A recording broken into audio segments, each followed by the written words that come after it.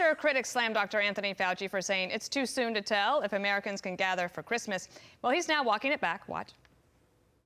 That was misinterpreted. I will be spending Christmas with my family. I encourage people, particularly the vaccinated people who are protected, to have a good, normal Christmas with your family. Okay, so Tyrus is here to talk about this. I watched it. I don't think it was misinterpreted. He might have answered it in a way that he didn't want to answer it, but the clear takeaway on Sunday was it's too soon to tell if you can spend Christmas with your family. I'm just an incredibly good-looking wrestler. Maybe yes, some people would say it's really a big, dumb wrestler. But how do you misinterpret science? It's supposed to be just the facts. How did you misinterpret it? You said Christmas was canceled. Like you took the Grinch's job, and now you're walking it back. Like we have moved. I hate to say it, but in my house particularly, we've moved on from Fauci. We realize we're vaccinated. We take precautions. We know there's sharks in the water, and we're careful. And I think a lot of Americans are kind of, you shouldn't have this kind of, oh, I have to re-say that. It's science.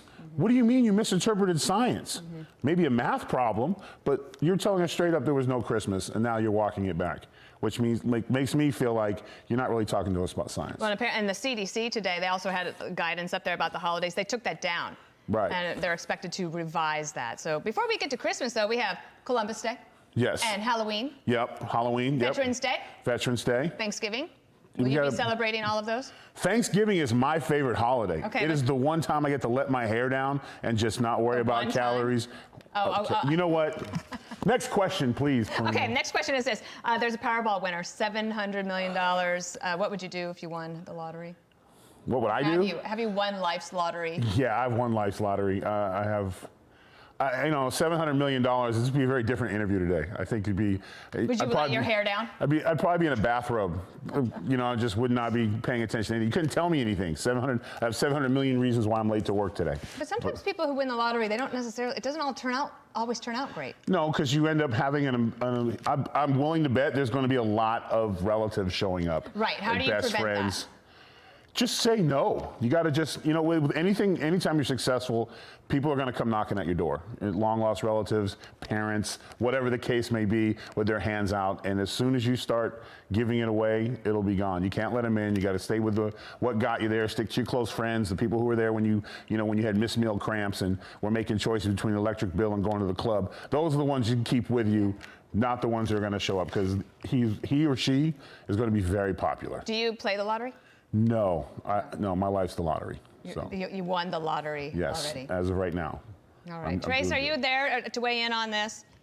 I'm here. If I had $700 million, is that your ask? Is that the question of the day? I'd do this what the song said. I'd buy me a boat and a truck to pull it. What would you call your boat? Shoot, what would I call it? That's a good question. That's a great question. Let me see. You didn't ask me that. I would have a truck. I would have a truck and a boat pulling a smaller truck, and it'd be the SS. I made it. And he did. I mean, he always makes it. It's only $699 million. I mean, I said $700 million. I don't want to. What's the decimal point, right? Well, I don't know. We could ask your daughter, because Tyrus last week. Trace, he didn't come to a dinner in Nashville because he was there to take care of his daughter who had a math test, and she passed. She only missed one. She missed one. Tyrus and I are both girl dads. Bless your heart, Tyrus. You're a good man. You're a good dad and good father. I mean, that's going to be great stuff. I'll tell you, though, it gets tougher as they get older. Just remember that. It's tough now. It's tough now. It's tough now, indeed. All right, Trace, thank you. Tyrus, thank you.